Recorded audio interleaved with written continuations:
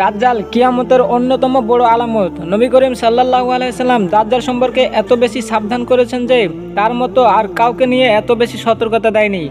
হাদিসে উল্লেখ আছে, দাজ্জাল মিথ্যাচারী ও প্রতারক এবং তার উদ্দেশ্য মানুষকে ঈমান হারা করা। রাসূলুল্লাহ সাল্লাল্লাহু আলাইহি সাল্লাম বলেছেন, কোনো নবী দাজ্জালের বিপদ থেকে তার উম্মতকে সতর্ক না করে যায়নি। আমিও তোমাদের সাবধান করছি। হাদিসে বর্ণিত আছে, দাজ্জাল তার প্রভাব ছড়ানোর জন্য বিভিন্ন জায়গায় ভ্রমণ করবে, কিন্তু আল্লাহ মদিনাকে বিশেষ সুরক্ষা প্রদান করেছেন। দাজ্জাল মদিনার বাইরে একটি পাহাড়ে অবস্থান করবে। সে সেখান থেকেই তার সঙ্গীদের সঙ্গে মদিনার দিকে তাকিয়ে থাকবে এবং বলবে, এইটাই তো সেই শহর যা আমি থেকে প্রবেশ করতে পারবো না।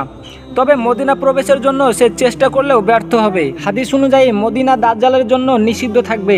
দাজ্জাল কখনো মদিনায় প্রবেশ করতে পারবে না, কারণ ফেরেশতারা এর প্রতিটি প্রবেশ পথে পাহারা দিবে। রাসূল সাল্লাল্লাহু আলাইহি সাল্লাম বলেছেন, মদিনার প্রতিটি প্রবেশ পথ ফেরেশতারা পাহারা দিবে। দাজ্জাল মদিনায় প্রবেশ করতে পারবে না। আরও একটি বিখ্যাত হাদিস উল্লেখ আছে, দাজ্জাল তার সঙ্গীদের নিয়ে তাবারিয়া সাগরের পানি নিয়ে প্রশ্ন করবে।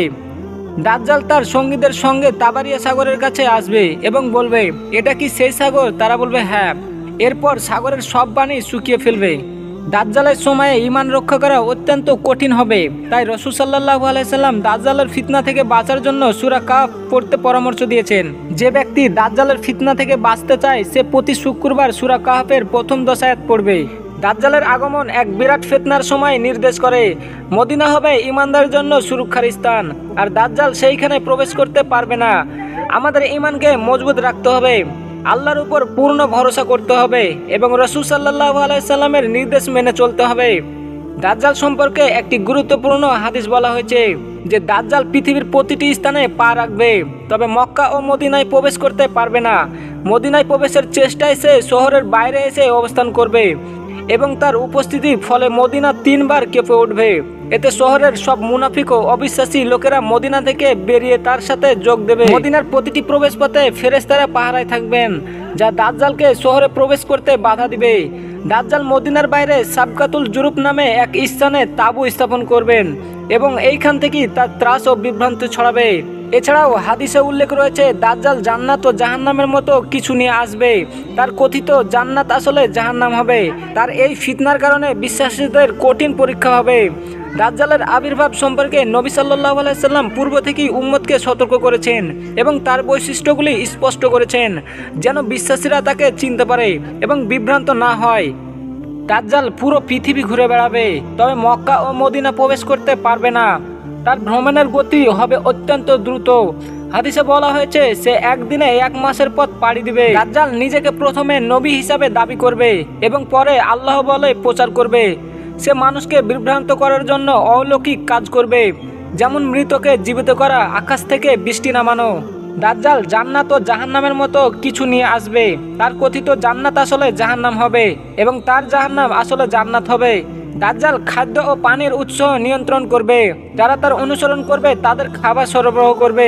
যারা তাকে প্রত্যাখ্যান করবে তারা ক্ষুধা ও তৃষ্ণায় কষ্ট পাবে। দাজ্জাল বৃষ্টি আনতে পারবে এবং ফসল ফলানোর মতো অলৌকিক কাজ দেখাবে।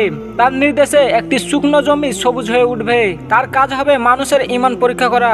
হাদিসে বলা হয়েছে, দাজ্জালের সময় ঈমান টিকিয়ে রাখা এতটাই কঠিন হবে যে যারা ঈমানদার থাকবে তারা প্রকৃত মুমিন হবে। হাদিসে বলা হয়েছে, দাজ্জাল খোরাসান থেকে আসবে।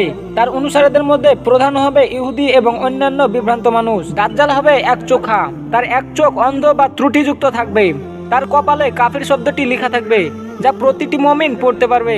ঈসা আলাইহিস সালাম দাজ্জালকে হত্যা করবেন। হাদিসে বলা হয়েছে, ঈসা আলাইহিস সালাম সিরিয়া দামেস্কের পূর্ব দিকে একটি সাদা মিনারে নামবেন। ঈসা আলাইহিস সালাম দাজ্জালকে লুব্ধ ইসরায়েলের লুব্ধ নামক স্থানে হত্যা করবেন। দাজ্জাল সম্পর্কে নবী সাল্লাল্লাহু আলাইহি সাল্লাম উম্মতকে বারবার সতর্ক করেছেন এবং ফিতনা থেকে বাঁচতে আল্লাহর কাছে আশ্রয় চাইতে বলেছেন। প্রতি শুক্রবার সূরা কাহফ পড়া এবং দাজ্জালের ফিতনা থেকে রক্ষার দোয়া পড়া পরামর্শ দিয়েছেন।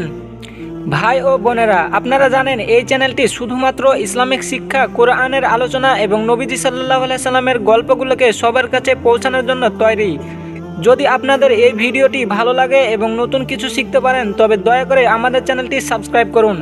এতে আমাদের প্রচেষ্টার প্রতি আপনাদের সমর্থন থাকবে এবং আমরা আরো ভালো মানের কন্টেন্ট তৈরি করতে উৎসাহ পাবো। সাথে বেল আইকনটিও প্রেস করে নোটিফিকেশনটি অন করুন, যাতে আমরা নতুন কোনো ইসলামিক কন্টেন্ট আপলোড করলে আপনি সবার আগে দেখতে পারেন। আপনাদের সমর্থন আমাদের জন্য গুরুত্বপূর্ণ। আল্লাহ আপনাদেরকে সবাইকে উত্তম প্রতিদান দান করুন। জাযাকাল্লাহু খায়রান।